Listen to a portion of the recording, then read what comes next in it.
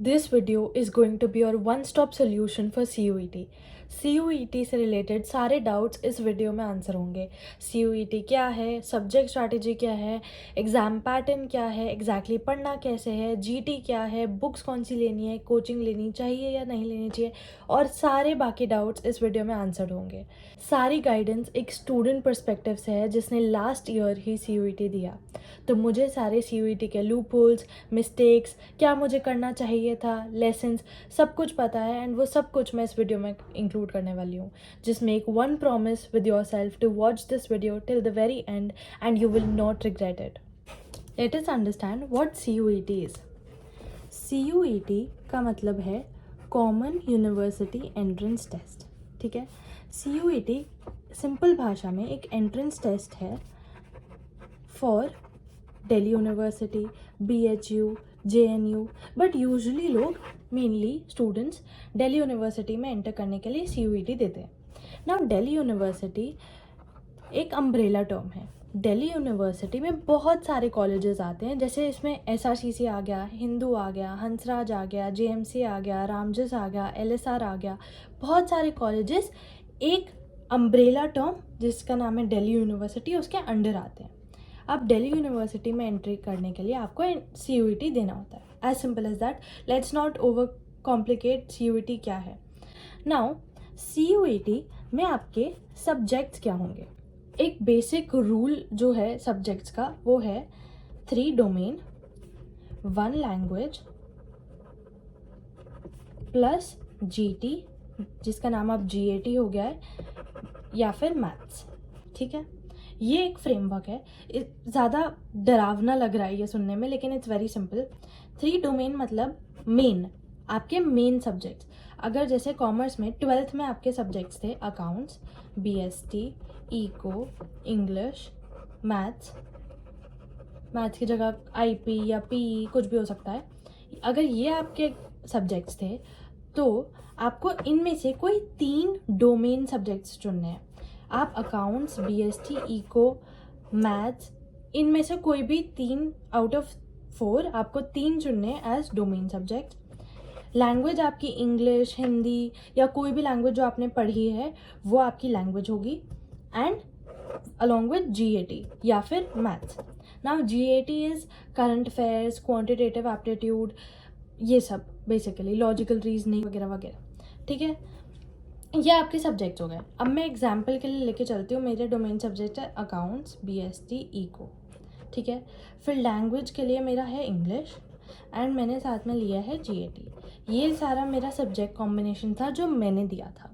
ठीक है. अब एक एक करके सब्जेक्ट वाइज समझते हैं कि हमें एक्चुअली 12th से क्या डिफरेंट है CUET.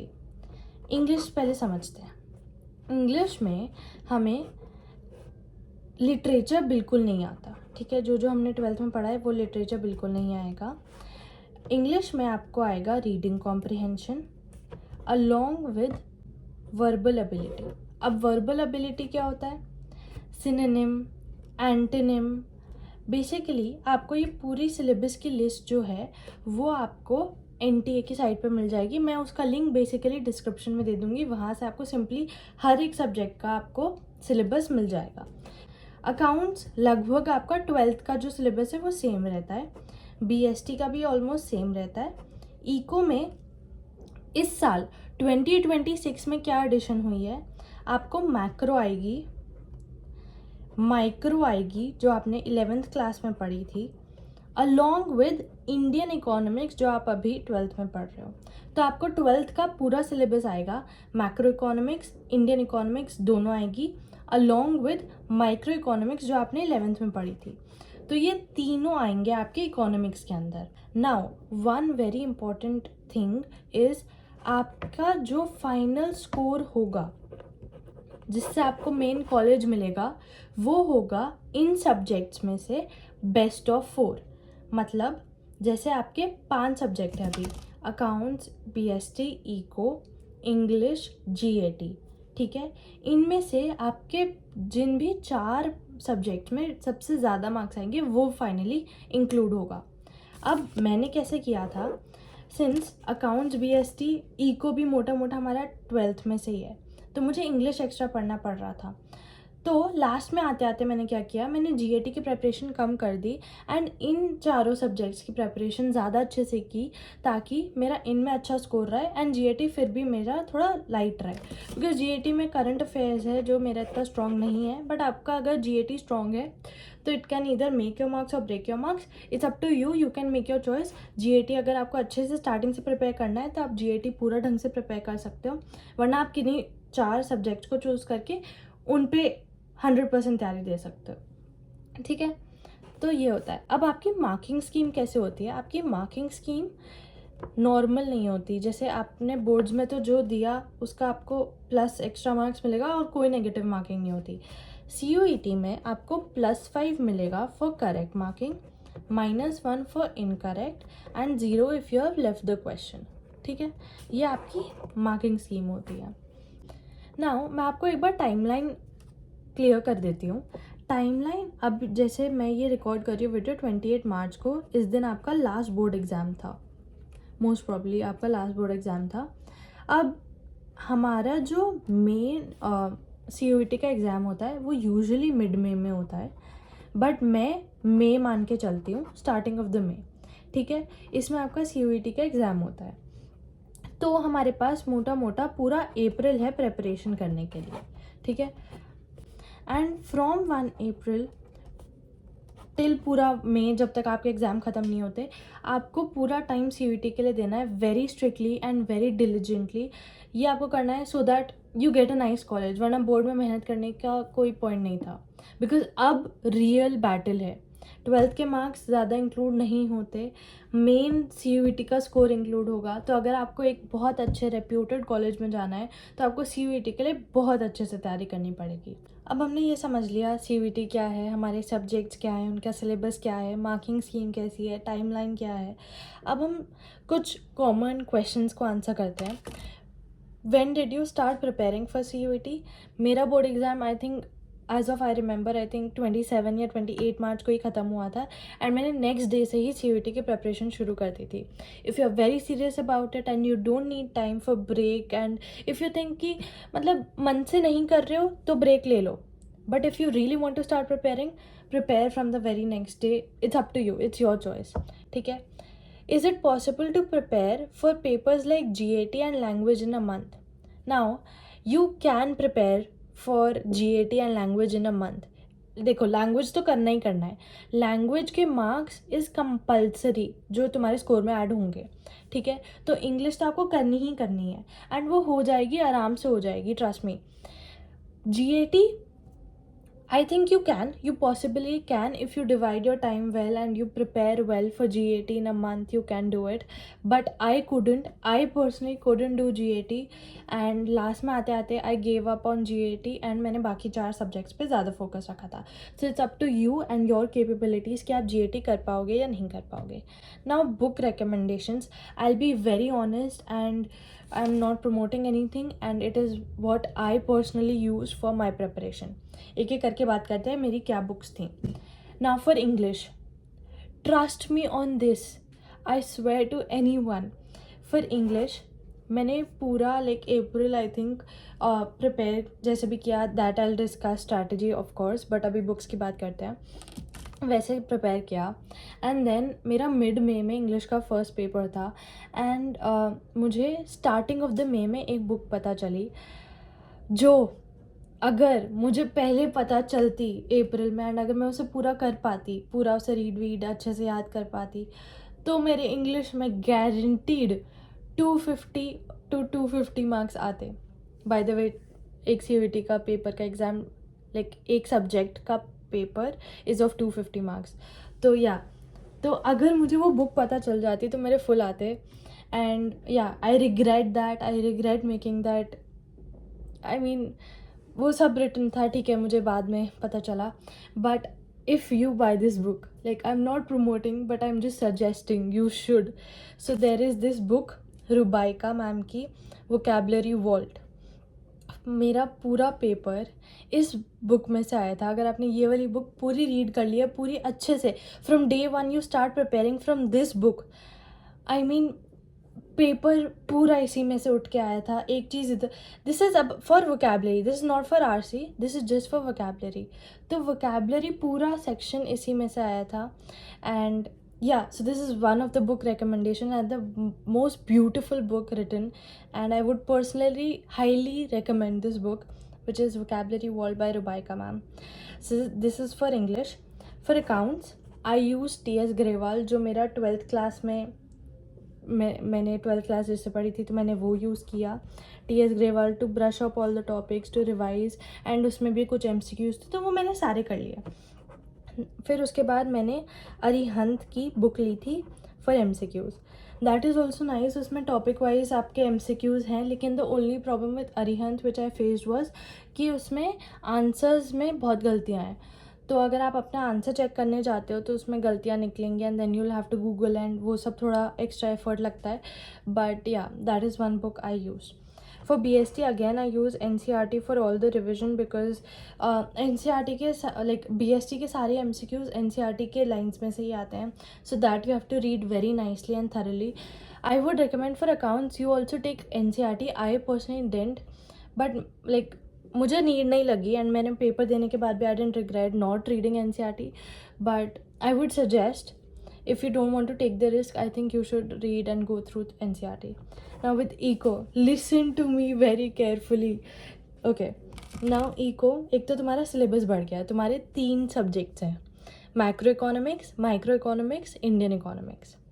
मेरे स्कूल में माइक्रो इंडियन इको मैंने संदीप गर्ग से पढ़ी थी, लेकिन like before one day, like मेरा अगर मान लो कल है CUET का एग्ज़ाम, तो मुझे इस टाइम पे 11-12 बजे मुझे पता चला कि जो पेपर, बिकॉज बहुत सेट्स आ रहे होते हैं ना, सुबह एक इवनिंग शिफ्ट में होता है एक पेपर, एक कुछ मॉर्निंग शिफ्ट, आफ्टरनून शिफ्ट, ये सब होता है, तो अलग अलग टाइम पे पेपर हो रहे होते हैं।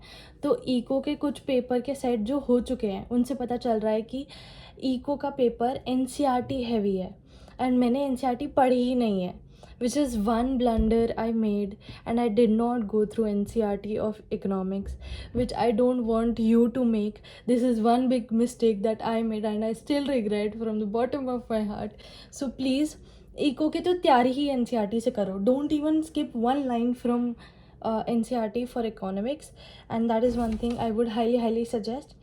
NCERT again. Now for accounts, eco, BST मैंने अरिहंत ही यूज़ की थी for MCQs, extra MCQs practice, and the more you practice MCQs the more you get the hang of it.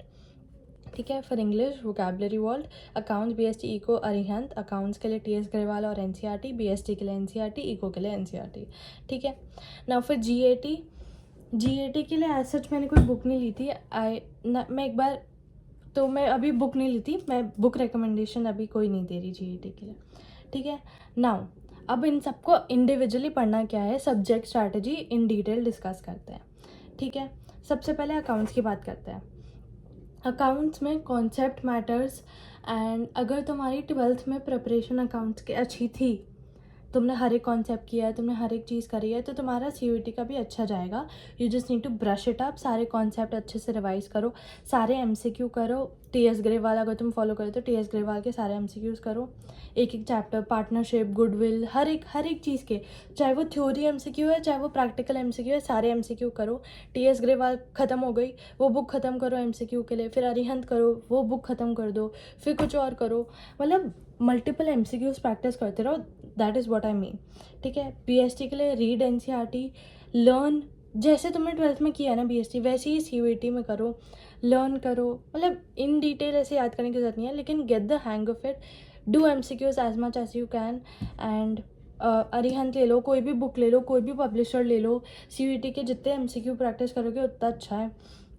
Now for eco, मैंने बोला है NCERT नहीं छोड़नी, NCERT बहुत अच्छे से पढ़नी है इको में। एक्चुअली द प्रॉब्लम हुआ संदीप गर्ग में बहुत कम कॉन्सेप्ट्स हैं एंड NCERT में बहुत ज़्यादा कॉन्सेप्ट्स हैं, एंड बहुत सारे कॉन्सेप्ट्स इसमें स्किप हो रखे हैं, तो मुझे आइडिया ही नहीं था उसके बारे में। So that is one thing I don't want you to skip. तो NCERT से पूरा, if you haven't studied NCERT 11th-12th में बिल्कुल भी, तो अब it's the time to start and pick up NCERT and start reading and understanding everything, and again do MCQs from Arihant. I think do as much MCQs as you can, and then For English, okay, so for English, do RCs. कोई भी book ले लो, मैंने English की भी अरिहंत ली थी, तो उसमें जो भी रीडिंग कॉम्प्रिहेंशन थी, मैं रोज़ एक एक रीडिंग कॉम्प्रिहेंशन करती रहती थी. आई थिंक उससे रीडिंग कॉम्प्रिहेंशन रिफाइन होता रहता है. एंड इतना स्ट्रेस मत लो रीडिंग कॉम्प्रिहेंशन का, बिकॉज वहाँ जाके क्या रीडिंग कॉम्प्रिहेंशन आएगा, किसी को कुछ नहीं पता. So you can just practice और do what you can. And there is one mistake that I made. मैंने बहुत वीडियोज़ में देखा था कि word power made easy is a one book that you should read and go through. It is this thick book which I'll show you. So it is this thick book which I thought I could read out and पूरा कर सकती थी मैं इसको in 1 month, which was a lot. So yeah, don't make that mistake. अपने ऊपर ज़्यादा load मत दो and don't buy this book. Like this is a very nice book personally. अगर ऐसे रीड करने के लिए तुम ले रहे हो तो, बट CUET प्रेपरेशन के लिए no, don't take this vocabulary world. इसमें बेसिकली क्या है, टेबल्स हैं, ठीक है, अलग अलग चैप्टर्स है. जैसे एक चैप्टर है होमोफोन्स, एक चैप्टर है होमोनिम्स, एक चैप्टर है वन वर्ड सब्स्टिट्यूशन, एक चैप्टर है सिनोनिम, एक चैप्टर है एंटोनिम. और हर एक चैप्टर में ना 5-6 टेबल है of long, like they are long tables. You have to read them, memorize them, you have to do effort इसमें. लेकिन if you do it properly, I tell you, like I wish I can promise, but words इसमें से repeat होंगे तुम्हारे paper में. मेरे paper में तो पक्का हुए थे. Like I clearly vividly remember that. So yeah, for reading comprehension take it lightly, but this vocabulary, do it very diligently, and if you want you can buy this book. And yeah, that is it. For GAT मैंने course लिया था. Now for GAT and English मैंने इन दोनों subjects के लिए course लिया था from अड्डा 24/7. एंड वहाँ से बेसिकली टीचर्स पढ़ाते थे, पूरा उनने सिलेबस कराया था. एंड उनकी क्लासेस वगैरह होती है, तुम कोर्स वगैरह उनके चैनल पे जाके देख सकते हो, वो तुम्हारे ऊपर है. एंड मैंने उनसे पढ़ाई की थी.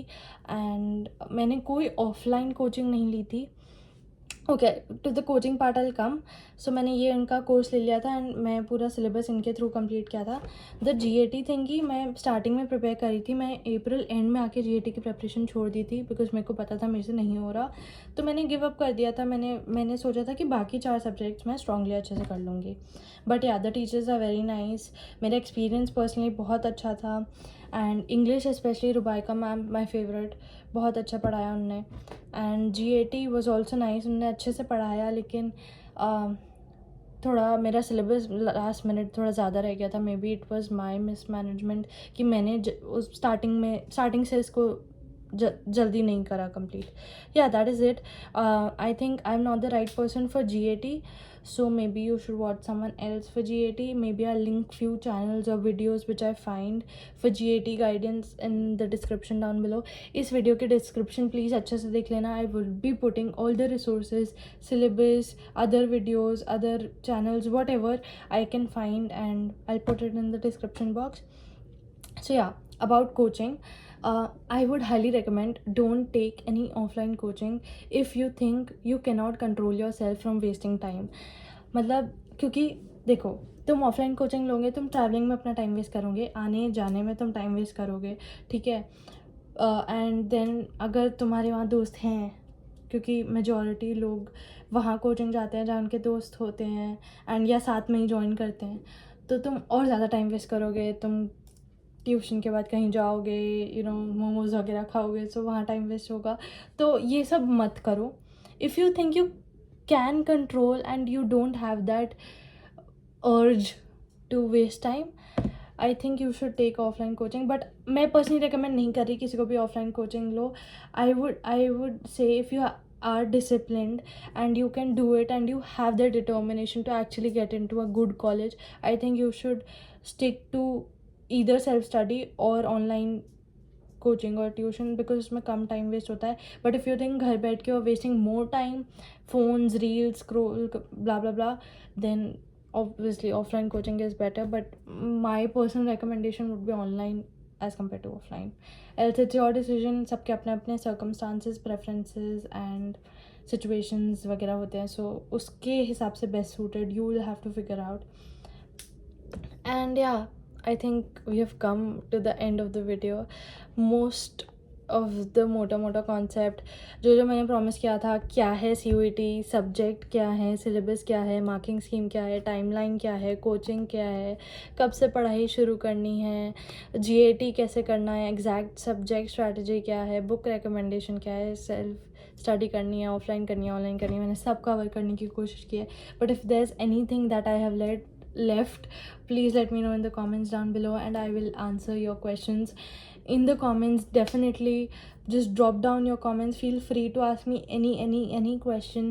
And in the last video for maths which I posted, oh my god, I am so overwhelmed and I'm so thankful, grateful to all of you who have either seen, liked, commented or subscribed to my channel because of that video. And yeah, so let's start our CUET journey together.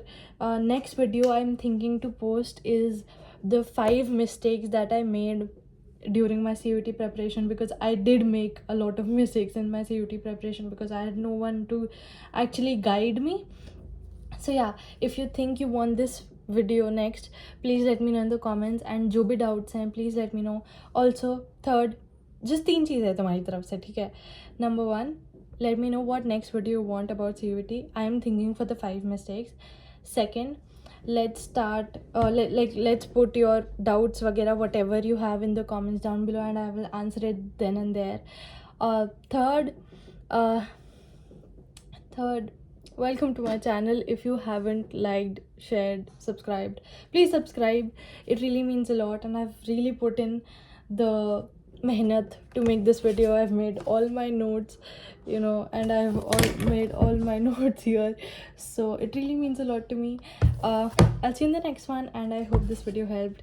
Happy CUET preparation and happy Independence Day because both are over. Okay, bye. Thank you.